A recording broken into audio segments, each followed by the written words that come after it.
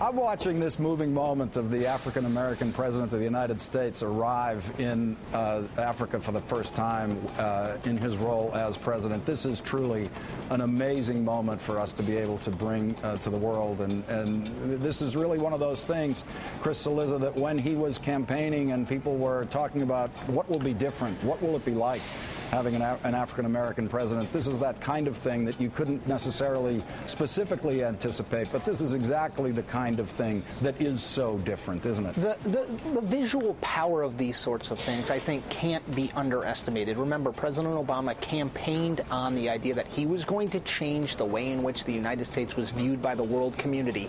Going to sub-Saharan Africa as the first African-American president, someone whose name is Barack Hussein Obama, I think is incredibly meaningful. Look back to his speech to the Muslim world. Same thing. It's the messenger we know matters. And when that messenger looks and sounds different than past messengers, I think just the visual symbolism of it is powerful. And Barack Obama and his team understand that. There was an extraordinary moment at his press conference that we carried live this morning on Morning Joe from Italy, where he was being asked about economic aid to Africa and economic development issues in Africa. And he started off with a very professorial answer about GDP measurement and how when his father left Kenya, the GDP there was the same as South Korea's, and then South Korea took off and Kenya got left behind. It was a very interesting economic analysis. And there came a moment in the middle, in that very dry Obama way, where he very simply said, I have relatives who live in communities and villages that know hunger.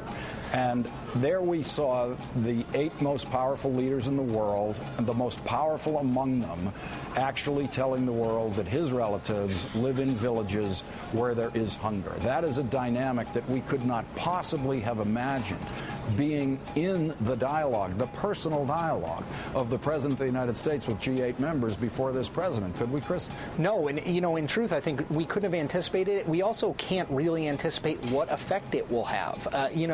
We're never totally sure, because I feel like in my job, you write a blog, you stand 1 inch from this gigantic picture.